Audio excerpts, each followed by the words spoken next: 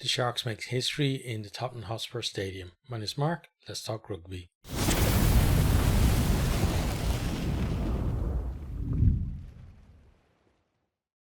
Gloucester started this one much the better of the two teams. They're applying massive pressure on the Sharks to get it up to that line. Sharks just about managing to hold them out, but they're conceding penalties and Fassi goes to the bin. Gloucester now with a great chance against 14. They go to the corner, they spread it, they try a little kick in behind, but they can't collect it. So we come back for another penalty. Back to the corner again. Harris gets through a gap and he stretches out for the line. Looks like he might, just about get there to score, but great defense from Etzebeth. Slides in and forces a knock on as he tries to ground that ball. Sharks then win a penalty at the scrum, and they survive that huge pressure that came on them and deal a blow to Gloucester at the same time. Sharks then with a great clearance kick from Masuku. Then they nick the Gloucester line out and the attack from there. Great carry from Venter, but Gloucester force a knock on a few phases later. Sharks then win a penalty at the scrum as Oxenche pops Balmain in that scrum. Masuku then opens the scoring from the tee, 3 points to 0. And Sharks still with 14 men and having soaked up all that pressure, now actually leading the game. And they ended up actually winning that yellow card period as well, 3 points to 0. Gloucester, they've been a bit wayward with their kicks, but we get a decent one, and it leads to an infringement from the Sharks, and it gives Carreras a chance to square it up from the tee, but he drags his kick wide of the posts. Sharks then not rolling away not long after, and Englefield lands a monster kick from 59 meters well inside his own half to tie it up at 3 points all. Cock then makes a half break. He offloads from the deck to Boutelezi, and he just goes in a barnstorming run, shakes off a tackle right up the middle from 40 meters out, and over he goes to score. Just a magic try from him. Is converted for 10 points to 3. Fassi then back on after his yellow card, and he spills the restart, but luckily for him, and for the Sharks as well, the ball actually goes backwards rather than forwards. Another Sharks penalty then at a scrum, and you feel like Gloucester really are in trouble in that area, and trying to get some momentum back into the game, but every time the ball goes to deck, it doesn't matter who it's from, you feel like it's not going to work out well for Gloucester. Up the line, Sharks go, and they decide from that then they go infield and they win another penalty as the Sharks infringe, closer into the post. Masuku slots it for 13 points to 3. Vincent Cock then, front rower, kicks an absolute beauty over 50-22. And that's the point where if you're a Sharks fan, you got to think it's our night when he's doing that. And Gloucester do actually nick the line out and deny the Sharks, even more momentum, but still it's a big G up for the team just to see that there. And you feel like as well for Gloucester, they've got to make sure that they don't fall too much further behind before the break. But there's another scrum, another penalty to the Sharks. Masuku obliges from the tee, 16 points to 3.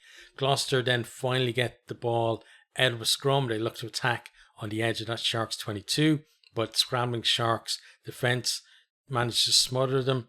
There is a knock on in there, but from Gloucester, but actually went forward from the Sharks first. So another chance for Gloucester, and then they attack off the scrum again, basically feeding that ball in and getting out straight away is what they're doing. But then Chituka gets over the ball and wins a penalty for the Sharks. Halftime is 16 points to 3. Sharks in control. Gloucester then changed the entire front row at halftime, and it seems to pay off, at least in the first scrum. They win a penalty at that first scrum. And, what led to the scrum as well was some really good work from them, because Sharks went to the maul from a line out, but Gloucester got in there, they disrupted, and they turned it over in the maul for that scrum. And then having won that scrum penalty as well, it must have given them some kind of feeling that maybe there is a way back into the game from them. But the English commentary team went a little bit too far, I think, because they were talking about how at least one of them was, because I know maybe the others didn't agree, but the main commentator was talking about how, maybe Gloucester have kept their best front row on the bench, as a bomb squad type thing for the second half. But I don't see any team, allowing themselves to be absolutely destroyed in the scrum for 40 minutes and then, and seeing that as an advantage for winning one scrum penalty at halfway that basically led to nothing. But from here then, Sharks, they're attacking, they're about 10 metres out. Ackerman gets in and he turns it into a maul, and Gloucester turn it over there. Great defence, and you feel like they're sticking in there a little bit, but Sharks resume normal service, win a penalty at the scrum. The English commentary team don't agree. It was one of these ones where the referee gave it because the basic Gloucester didn't really take the hit and they caused the collapse. Masuki pops it over from straight in front. It's 19 points to 3. It could have been as well, in fairness to Gloucester on that penalty, it could have been one of those ones where most of the penalties were going against them anyway in the scrum, and when it was one of those where you could maybe give it one way or the other. I think Sharks have probably, their performance in the first half in the scrum maybe had earned that for them at least. But then Carreras knocks on as he competes with Pimpy in the air, and then there's hands on the ground, and it's another penalty to the Sharks. Musuku, again, accurate from the tee, 22 points to 3. And Gloucester, has to be said, absolutely terrible at kick receipts. And it's not the guys going up just their fault as well. There was no protection from the guy in terms of, nowadays you see a lot of kind of shields and whatever put in front to make it difficult to get up there and compete as, the team coming onto the ball. But nothing, Gloucester were doing nothing like that. They were basically hanging poor El Carreras out to dry, really. But Sharks then, they just absolutely ripped Gloucester open. Fassi, he gets to a chip through. Great offload then from Etzebeth. Mapimpi with a good break, and then Fassi goes through a huge gap to score under the post. It's converted for 29 points to 3, and they feel like that should be that at this stage. Gloucester, they do hit back after the restart, in fairness to them. 5-metre line out, and they set up a maul. They have momentum, and Tuisui goes over to score. It's converted for 29 points to 10. Glimmer of hope for Gloucester, maybe, but no. Carreras drops the restart. Masuku with a great crossfield kick, and Mapimpi strolls in to score, converted for 36 points to 10. We then have obstructions as Sharks chase a kick through, and then after the ball had basically squirted out from a retreating Gloucester scrum and was hacked forward. So then Masuko actually misses his first kick from the tee of the night from that.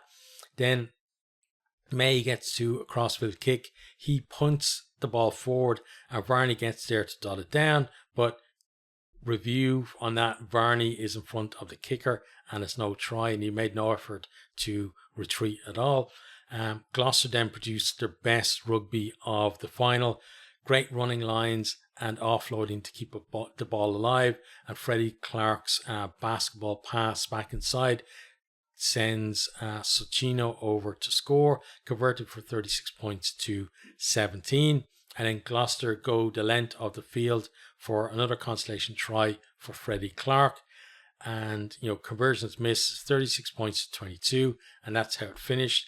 Sharks, the first South African club to win a European trophy, and that's a great piece of history for them. We're going to have a look at the stats and then talk very briefly about each of the teams after that as well. So let me pull up those stats and let me actually refresh them. And again, always caveat on these stats is that they're not always completely up to date after the match, but we'll see here. So it's telling me the tries were 3 tries each. Let me check if that's actually true. I think that's actually right. I think a lot of the Sharks' points actually came from penalties, right? So yeah, that looks right. At least 3 tries each. Then yeah, one penalty to 5, and kicking success from the tee, just 60% for Gloucester and 89% for the Sharks.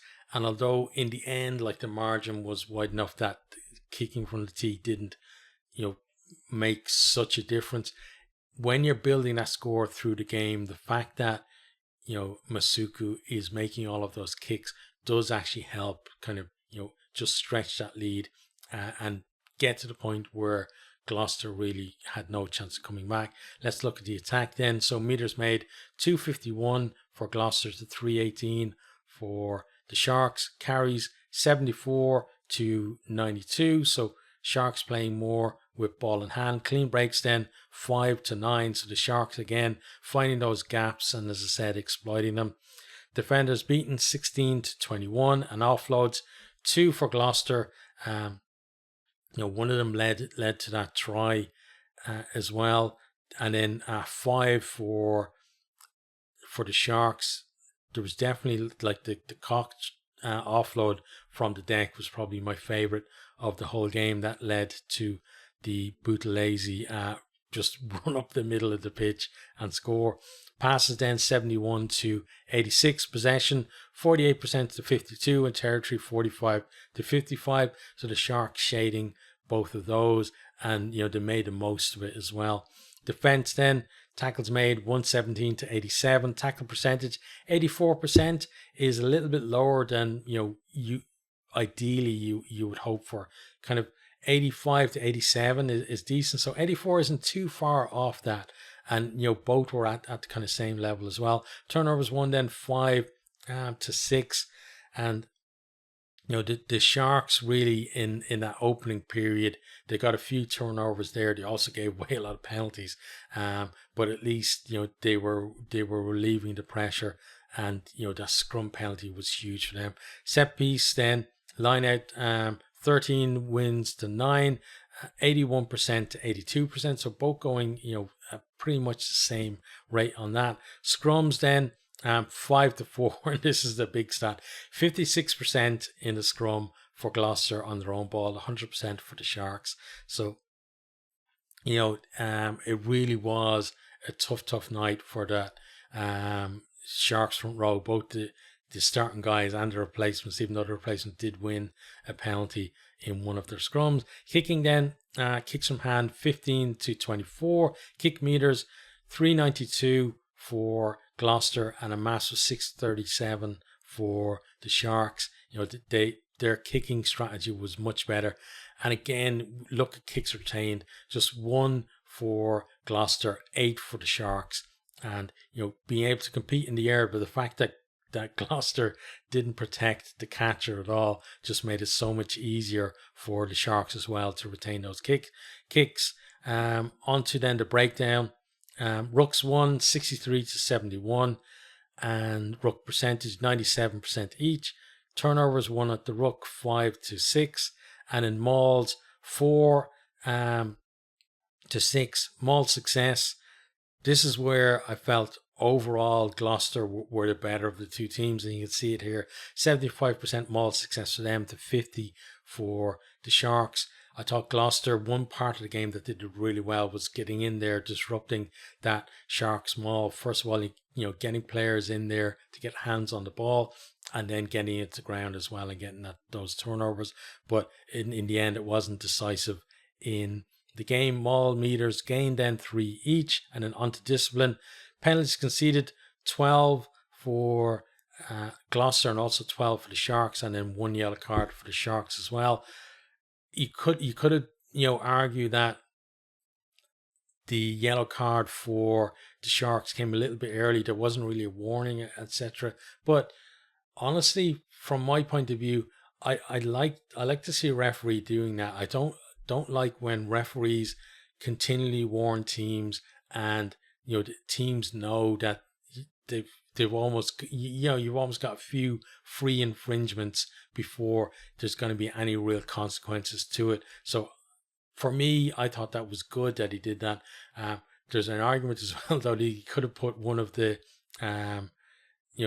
the Gloucester front row in the bin as well for the amount of penalties they're conceding at the scrum too. But that's an argument for another day. But overall, I thought Raynell had a good game. Obviously, when teams lose, there are a section of the fans that are going to blame the referee, but I don't think anyone who is anyway sane can say that Gloucester's performance tonight was because of Matthew Raynell.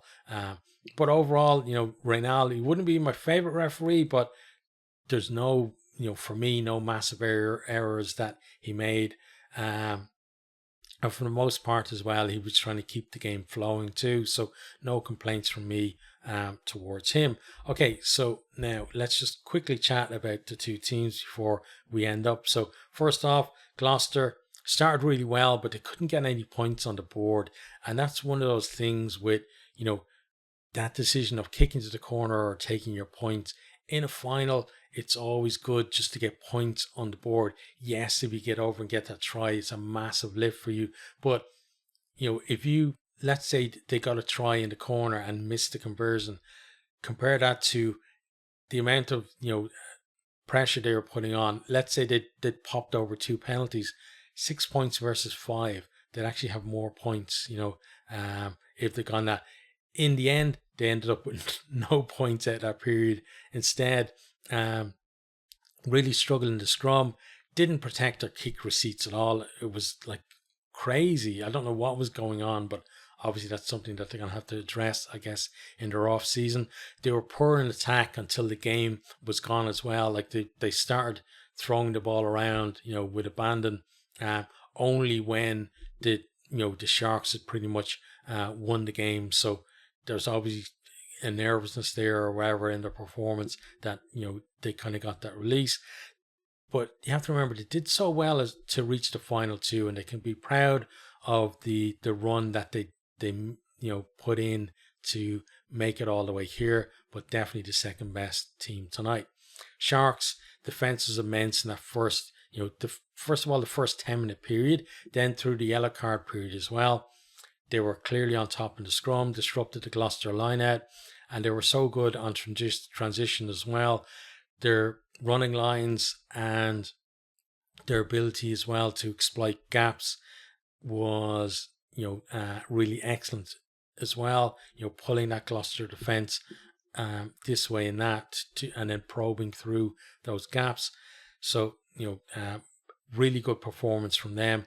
And I have to say, I'm so happy for the Sharks. It's great to see not only a URC team lifting this trophy, but also that it's a South African team as well, because the commentary talked about it a little bit. They talked about it a different way than I would. They were talking about how there was debate about the South African teams being in there, etc. But for me, the way I saw it was South African teams getting a lot of abuse for just being in these competitions. So, it's great to see one of their teams lifting that trophy, and it's a special night for their fans as well, getting their hands on that, and it's going to live long in their memory. I think it's going to be one of those things that kind of inspire them as well to take more interest in the Champions Cup and the Challenge Cup going forward.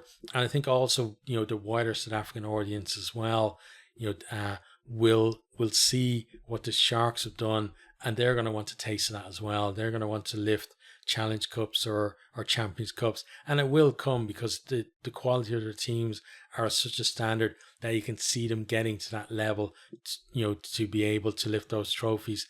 I don't know when it's going to come, but you feel like it's a matter of time rather than it being whether they'll ever do it or not. I think they will do it. It's just a case of how soon they're going to do that. So I think it's brilliant for the South African rugby. It's brilliant for the URC as well. I think it's brilliant for European rugby too. For me, there's no debate about the South African teams being in this competition.